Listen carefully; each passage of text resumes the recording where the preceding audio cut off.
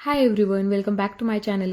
तर सकाळी मस्तपैकी नाश्त्यामध्ये कांदे पोहे बनवले होते, कारण की आमच्या घरामध्ये सगळ्यांनाच खायला आवडतात ते. आणि काही कामानिमित्त आम्ही दुपारच्या वेळी बाहेर गेलो होतो.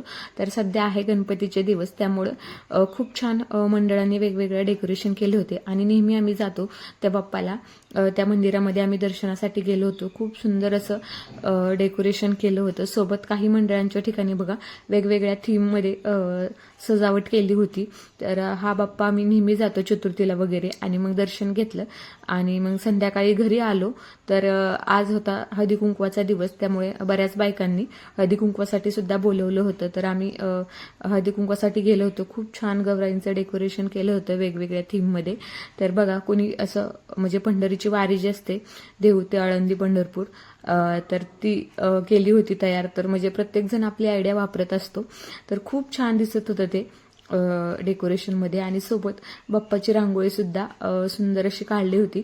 आणि हे बाप्पाचे दिवस असतात ना, हे खूप छान असतात, कारण की खूप करमून जातं ह्या दिवसांमध्ये.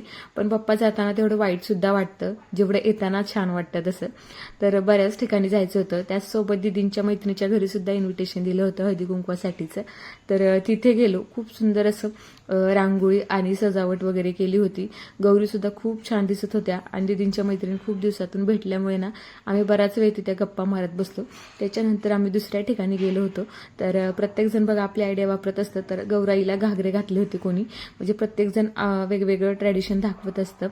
कोणी काष्टा साडी घालतं, तर कोणी आपली साधी साडी, घागरा वगैरे. खूप छान दिसत होते ते सुद्धा.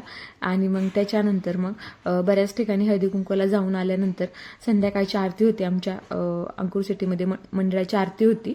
तर तिथे गेलो होतो. बरेच लोक आरतीला रोज येतात.